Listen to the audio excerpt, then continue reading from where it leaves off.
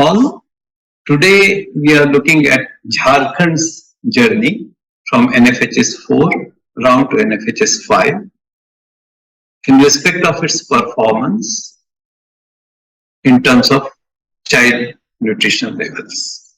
Jharkhand, as all of you know, was part of undivided Bihar and the state was separated. So it will be interesting also to see how it has performed vis-a-vis Bihar. And as we did the other day in the case of Bihar, the discussion today will be in Hindi.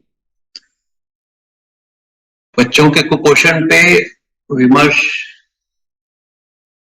साधारणतः भारतीय भाषाओं में नहीं होता है, खासकर जब उसमें तकनीकी चीजें आ जाती हैं।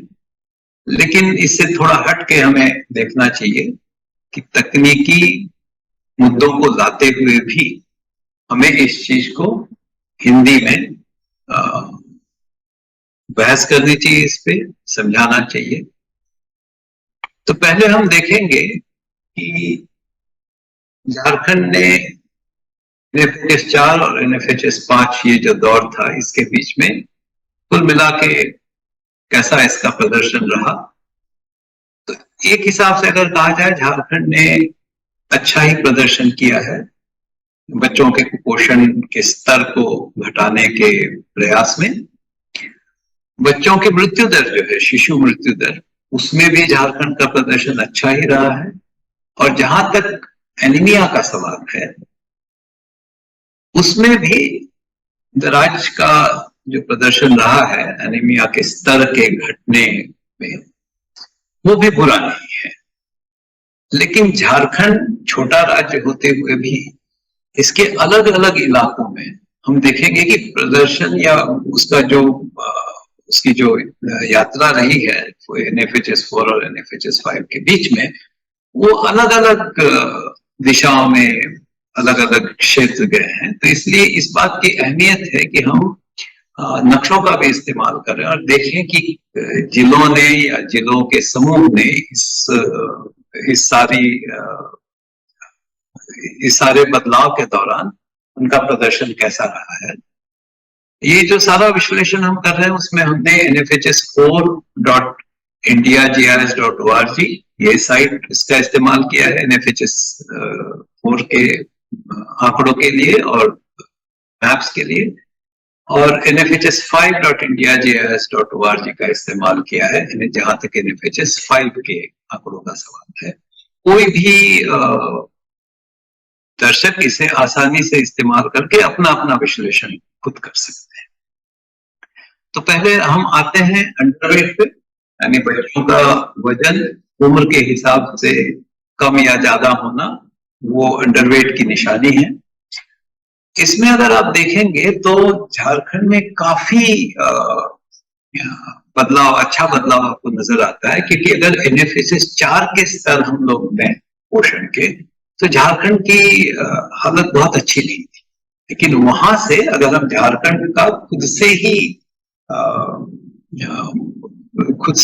झारखंड की अगर प्रतियोगिता रखें या मुकाबला रखें, तो हमको ये नजर आता है कि ये जो डेटा रेंज थी, जो 40.6% बच्चे और से वहां से लेके 66.9% तक बच्चे कुपोषित थे अंडरवेट के सिलसिले में, वो घट के 25.1 हो गई और ऊपर वाली रेंज में ये 62.4 हो गई।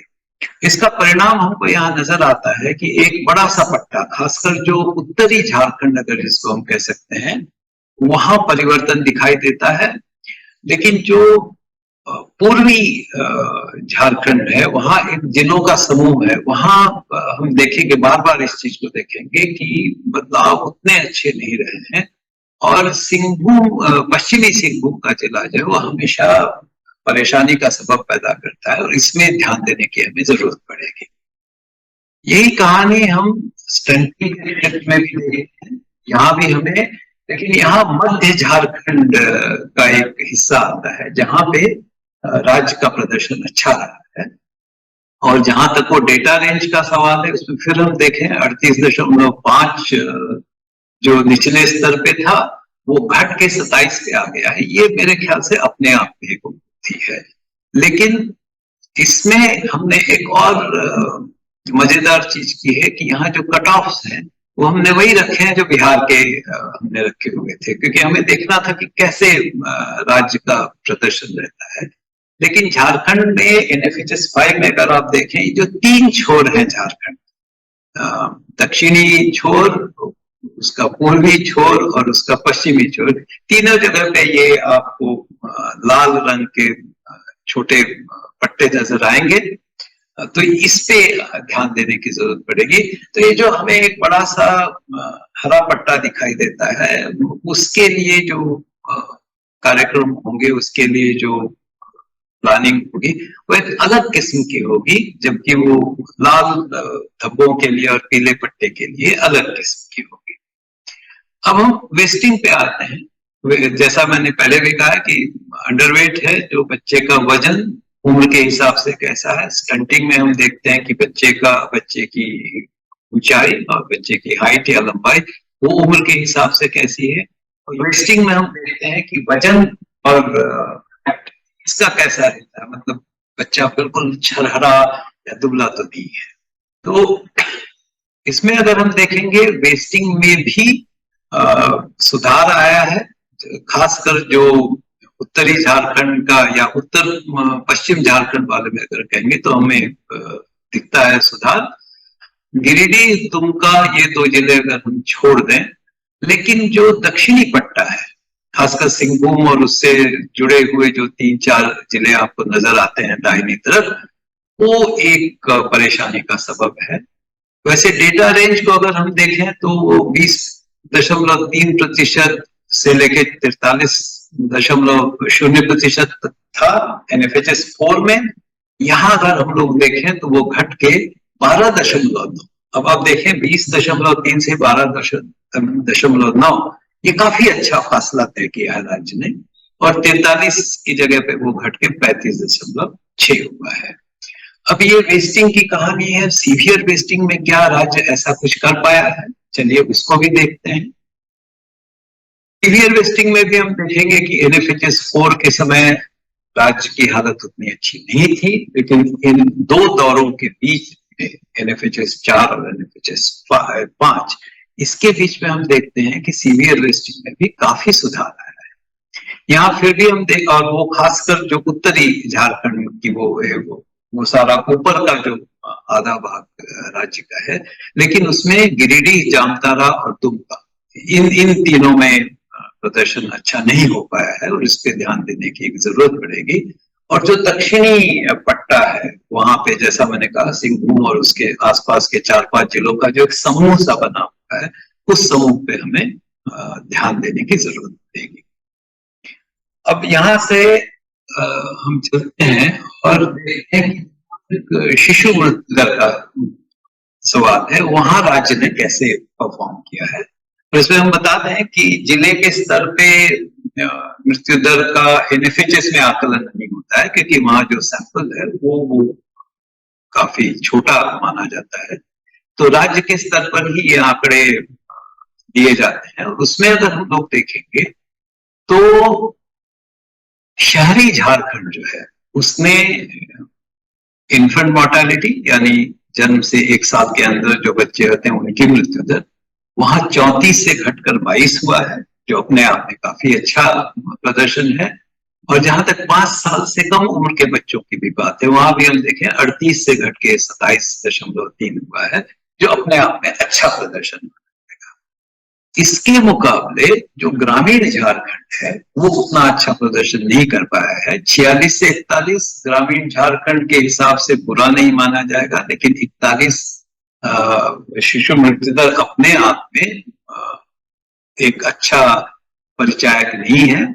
उसी तरह 5 साल से कम उम्र में जो अंडर 5 मोर्टेलिटी कहते हैं, वो भी 58 से घट के करीब 50 तक या 49 तक आई है, जो अच्छी बात है अपने आप में। लेकिन 49 ये अगर हम देखें सर्वभारतीय स्तर पे तो उसको बहुत अच्छा आंकड़ा नहीं माना जाएगा। तो इसका मतलब है झारखंड ने अच्छा तो किया है प्रदर्शन, लेकिन उन्हें और अच्छा प्रदर्शन करने की जरूरत है। लेकिन खासकर जो शहरी झारखंड है उसने तो प्रदर्शन अच्छा किया है। ग्रामीण झारखंड को अपने प्रयत्नों की और अपने मृत्यु दर को घटाने की रफ्तार जो है उस रफ्तार को बढ़ा।